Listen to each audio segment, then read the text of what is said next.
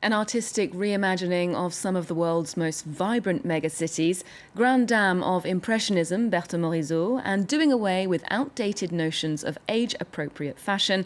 That's all coming up in today's show.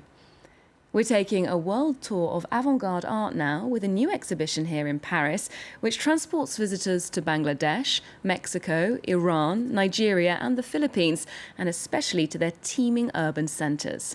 City Prince, Princesses brings us the perspectives of a new generation of artists and a fresh vision of the interconnected world which we live in. I went along to the Palais de Tokyo gallery to check it out. A blank canvas, not unlike the walls many of these artists work upon in their hometowns. Dr. Carrion kicked off his artistic career in the streets of Manila, and he poured observations from the city into this latest site-specific piece, which features Filipino mythology. I came from street art, and then from there, I learned how to paint faster, and then I saw the place, and then I internalized it for a couple of minutes, and then after that, I started to paint naturally, like based on impulses and then my mood. So this new show is called City Prince, Princess. It brings that spontaneous spirit to the Palais de Tokyo, featuring exponents from Manila, Mexico City, Tehran, Dhaka and Lagos. The Bikini Wax Collective is an experimental group based in the Mexican capital. Their installation was inspired by Keiko. For them, the story of the whale who starred in the film Free Willy echoes serious issues in Mexican society. Keiko was a whale that arrived in Mexico City in the '86.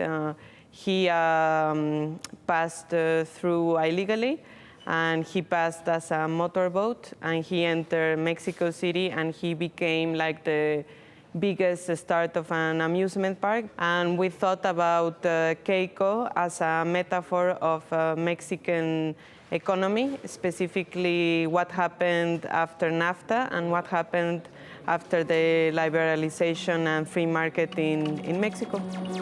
The curators took a new approach to sniffing out these talents, bypassing the traditional institutions, relying on suggestions from diverse sources. They wanted to turn away from established art capitals like Paris, London and New York. You're totally missing the point if you think that Europe or the West is still the place where creativity is more vibrant right now. And in fact, this exhibition is not just showing work from the contemporary art scene. We have film directors, tattoo artists, graffiti artists, fashion designers. So we really took it upon ourselves to open the floodgates in terms of creativity. Drawing inspiration from the lives, objects and societies in their compelling and dynamic cities, these artists have constructed their own personal universe, a series of urban outposts that make up a brave new world, all under the one roof. Next, she's probably the most important impressionist that you're not familiar with. Berthe Morisot was one of the founding members of the movement, and now her paintings are on show at the Musée d'Orsay here in Paris. It's the first major exhibition of her work in the French capital in 80 years, a chance to revisit the lightness of touch that characterises her elegant, gentle portraits. And despite being shown alongside her peers Renoir, Degas and Manet in the mid-19th century, Morisot's death at 54 meant her name has not been as well known as her contemporaries. Shirley Sitbon has this report. These paintings are from Edouard Manet, but they show another Impressionist artist, Berthe Morisot. She was Manet's favorite muse, and like him, she was a founder of the Impressionist movement. This was Berthe's room first. Then it was my grandmother's, with this view over the garden and its flowers. Gardens were central to Morisot's art. Unlike other Impressionists who painted landscapes, she preferred portraying intimate scenes, her husband and daughter in their garden, flowers and women. And But one of the traits that made her unique was the expressions on those models' faces. They were often ambiguous, disappointed, tired, or bored. Although fellow Impressionists admired Morisot's work, this, for example, was an easel offered to her by Manet, she was not appreciated to her true value. They saw her as a woman of the world who painted to amuse herself. But she took art seriously. It was a profession. In those times, art critics, used to traditional styles, already had a hard time accepting Impressionism, and they were even more unimpressed with Morisot's work. In those days, critics didn't like her style because the strokes were free. That's why we love it today, because it's so modern, dynamic, alive, mobile. But at the time, critics believed it wasn't refined enough, not finished, a first draft. That first impression is one of the reasons why French museums have few Morisot paintings. But US museums and collectors have long bought and admired the French artist's work. To photography now, and the National Portrait Gallery in London is hosting a major retrospective of the work of Cindy Sherman. Known for her ever-changing self-portraits, the American artist has always been her own chameleon-like subject, transcending gender, age and physical proportions to create wildly different personas. Sherman uses prosthetics, stage makeup and lighting to modify her appearance and has been keeping people guessing about her true face since the 1970s. This exhibition includes work from various collections, including some images that have never been seen before by the public. Take a look.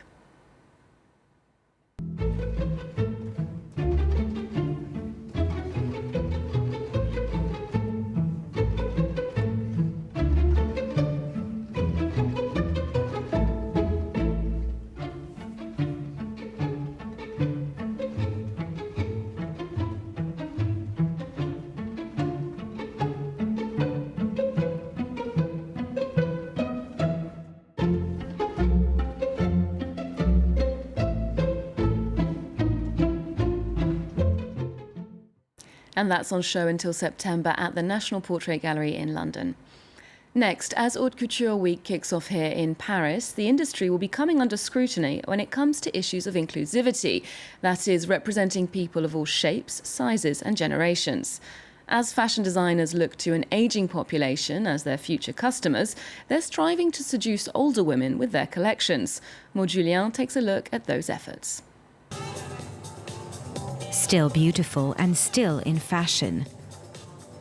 These models, artists and entrepreneurs are all over 50 and conscious that society's gaze on them hasn't always been tender. There are so many of us, we are extremely dynamic, but no one cares. It's incredible how when we turn 50, we women develop a superpower. We become invisible. Maybe not fast enough, but the tide is turning. These women have seen it happen. A 50-year-old woman doesn't seem as old because the fashion industry is changing. It's becoming more dynamic. Yes, the way people look at women is changing. The way people look at very short or very tall women, very slim or chubby women, women who have had surgery, everything is changing. We're finally entering the 21st century. The show was organised by Nathalie Garçon. She says she wanted to pay homage to the women she's been dressing for 30 years. I think it's important to show women who are inspiring, to show the positive side of aging, and not to make a song and dance about it, but just show it. And it's not just events like these. 50-year-old women are on more magazine covers than ever, and their age is no longer taboo. For this marketing advisor, there's no doubt that this generation is different. They're more independent, have bigger salaries than their elders, and they want to spend their money. These are women who were born into consumer society and lived in it their whole lives. And now they're expecting new products and new services. This includes clothing that reflects their energy and audacity. In France, half of the women are over 50. They intend to claim their place in the spotlight. We're finishing this show with a backwards glance at one of the lesser seen sides of fashion, the back. A new exhibition is paying homage to the back of our garments, be it decorated, undressed or zipped up. The show explores social and aesthetic attitudes to that part of the body, and that's on show at the Palais Fashion Museum at its Bourdelle site here in Paris. Remember, you can get more arts and culture on our website, and you can keep up with Encore on social media too. There's more news coming up on France 24 just after this.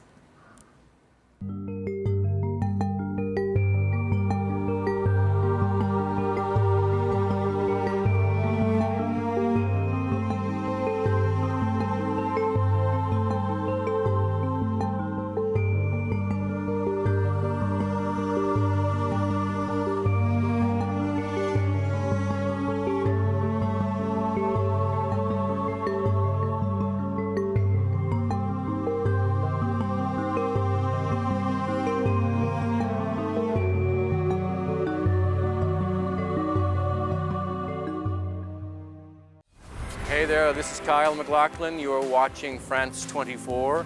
We're here at the Champs-Élysées Film Festival, in case you didn't notice what's behind me. Yeah, we're in Paris. Encore, presented by Eve Jackson on France 24 and France24.com. My name is Mandakini Gehlot, and I'm the France 24 correspondent in New Delhi. I cover news from India and other countries in South Asia. Catch me on our news bulletins from the region. Mandakini Gehlot, one of the 200 France 24 correspondents around the world.